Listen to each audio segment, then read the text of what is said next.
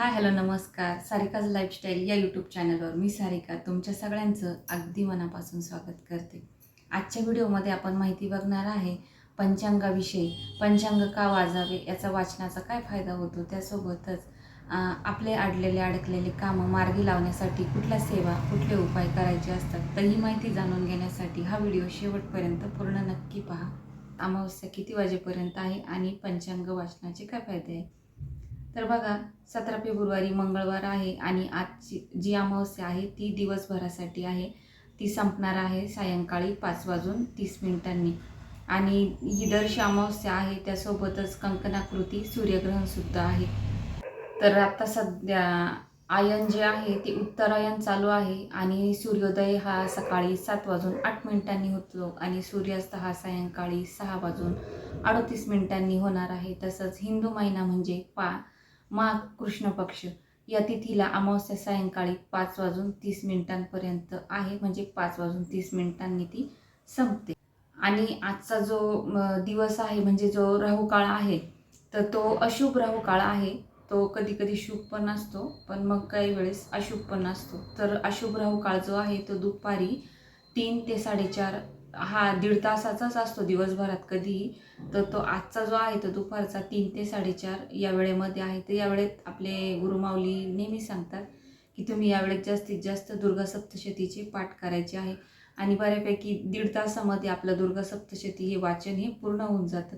यावेळेला ही सेवा खूप छान आहे.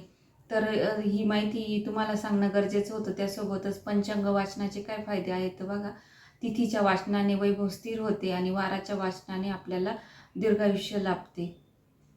नक्षत्राच्या वाचनाने पापांचा नाश होतो आणि योगाच्या वाचनाने विनियोगाचा नाश होतो.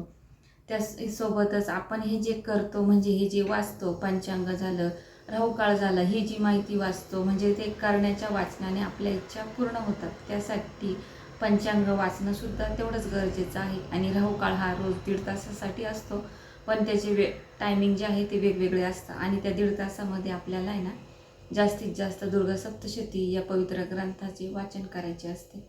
तर बघा, आता ही तुम्हाला माहिती मी सांगितली थोडक्यात. आता आपण इतर आपल्याला अडलेले अडकलेले कामं जे आहे तर त्याविषयी आपण माहिती बघणार आहे. पण व्हिडिओ तुम्ही स्किप न करता पूर्ण बघा, माहिती जाणून घ्या. आणि तुम्ही जरी व्हिडिओच्या माध्यमातून व्हिडिओ जरी शेअर नाही केला तर ओरली तरी ती माहिती कोणाला तरी सांगा, का जेणेकरून कोणाचाही फायदा होईल. तर चला आपण पुढे आता बघूया. तर बघा, आपण जी माहिती बघणार आहे ती म्हणजे गणपती बाप्पांची सेवा. आपण सगळ्यात अगोदर गणपती बाप्पांची सेवा करूनच प्रत्येक शुभ कार्याची सुरुवात करत असतो.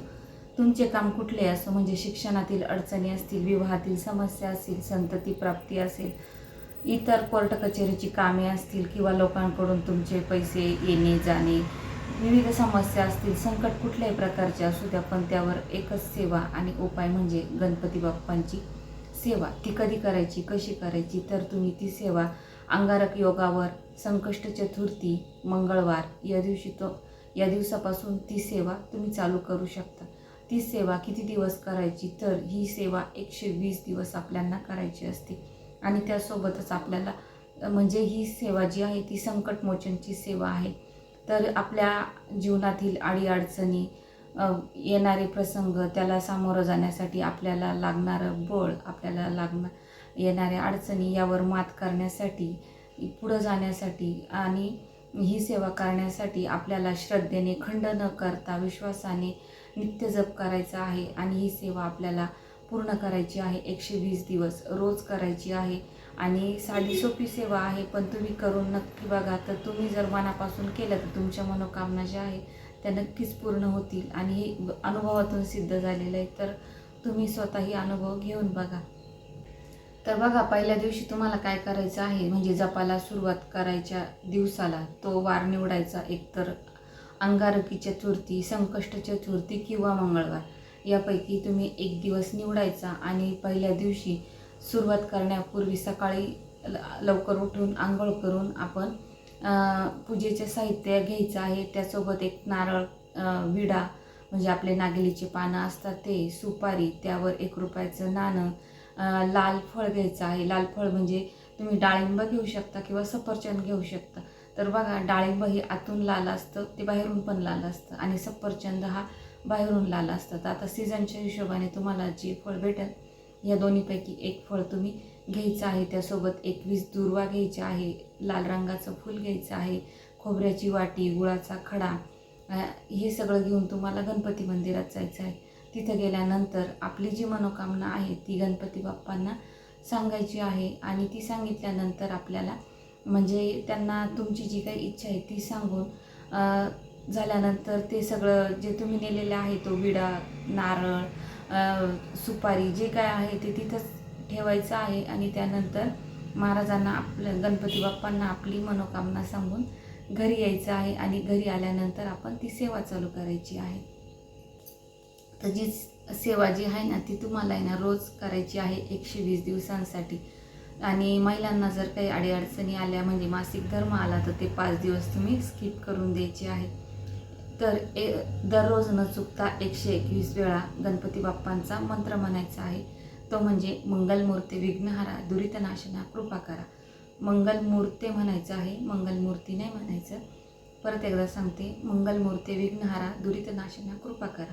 या मंत्राचा आपल्याला रोज 121 वेळा जप करायचा आहे आणि हे 120 दिवसांमध्येच पूर्ण करायचं आहे. त्यामध्ये तुम्ही गुरुचरित्राचे पारायणसुद्धा करायचे आहे. 3 गुरुचरित्राचे पारायण करायचे आहे. तसंच रोज 21 वेळा घोरत कष्टक स्तोत्राचं वाचन करायचं आहे आणि 11 वेळा तुम्हाला तारक मंत्राचं वाचन करायचं आहे. तर ह्या सेवा तुम्हाला 120 दिवसांमध्ये पूर्ण करायच्या आहे. तर तुम्ही बघा, सकाळी तुम्ही जर हे घेतलं, मंत्र घेतला, मंगलमूर्ती विघ्नहारा दुरितनाशना कृपा करा, हा 121 वेळा करायचा. त्यानंतर तुम्ही 21 वेळा घोरत कष्टक स्तोत्र वाचायचं आणि मग 120 दिवसांची सेवा म्हणजे ही 4-1 महिने तरी चालणारच आहे. तर मग त्या 4 महिन्यामध्ये तुम्ही गुरुचरित्राचे दर महिन्याला 1 याप्रमाणे 3 गुरुचरित्राचे पारायणसुद्धा पूर्ण करायचे आहे. त्यासोबतच तुम्ही ना तारक मंत्रसुद्धा रोज 11 वेळा म्हणायचा आहे. तर या सेवा तुम्ही पूर्ण श्रद्धेने करा आणि अनुभव घेऊन नक्की बघा. पण ह्या सेवा करताना कुठेही खंड पडू द्यायचा नाही आणि जर अडीअडचणी आल्या, 5 दिवस करायचं नसेल तर महिलांनी ते 5 दिवस स्किप करायचे. पण कंटिन्यू वाचायचं, मनापासून वाचायचं, श्रद्धेने वाचायचं. मग तुम्हाला अनुभव देखील चांगलेच येतील आणि तुमचे अडकलेले कामं हे नक्कीच मार्गी लागतील. आणि जेव्हा तुम्ही ही सेवा करून बघा, तुम्हाला 1 रुपया त्यासाठी खर्च नाही आहे. तुम्हाला वेळ द्यायचा आहे, वेळेला खूप महत्त्व आहे.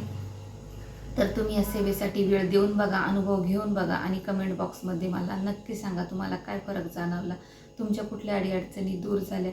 तर ही आध्यात्मिक माहिती तुम्हाला कशी वाटली हे कमेंट करून मला नक्की कळवा. व्हिडिओला जास्तीत जास्त लाईक करा, शेअर करा आणि अशीच आध्यात्मिक माहिती जाणून घेण्यासाठी चॅनलला सबस्क्राईब करा.